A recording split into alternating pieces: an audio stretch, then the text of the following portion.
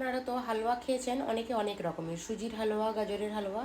এই হালুয়াটা আপনারা একবার খেয়ে দেখবেন, খেতে হবে দুর্দান্ত টেস্টি। আর আপনারা এটা যে কোনো উপাসের দিনেও খেতে পারবেন। যেহেতু আজ ছিল একাদশী, আমার ছেলে খুব ছোট, ও একাদশীর উপাস করে, সেই জন্য আমাকে ওকে নিত্য নতুন কিছু বানিয়ে দিতে হয়। আজ তাই আমি বানিয়েছিলাম সিঙ্গারার আটার হালুয়া। দেখুন, কড়াইতে দিয়ে দিলাম ঘি, ঘিতে দিয়ে দিলাম দুটো এলাচ থেতো করে। এরপর আমি দিয়ে দেবো এক বাটির মতো সিঙ্গারার আটা। এটাকে আমি ভালোভাবে লাল লাল করে ভেজে নেব।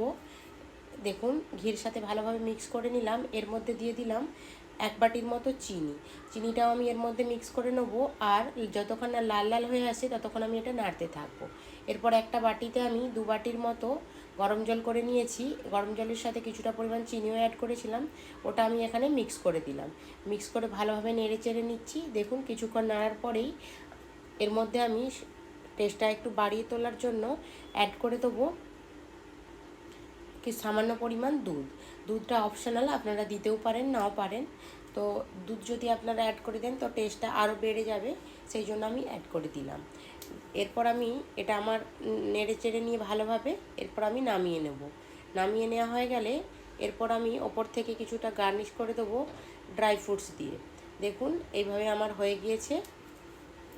আপনারাও বাড়িতে ট্রাই করবেন আর খেয়ে দেখবেন। ছোট বড় সবাইকে খুব ভালো লাগবে খেতে। খেতে এটা দুর্দান্ত টেস্টি। দেখুন, আমার ছেলে এবার এটা খেয়ে আপনাদের রিভিউ দেবে কেমন খেতে হয়েছে।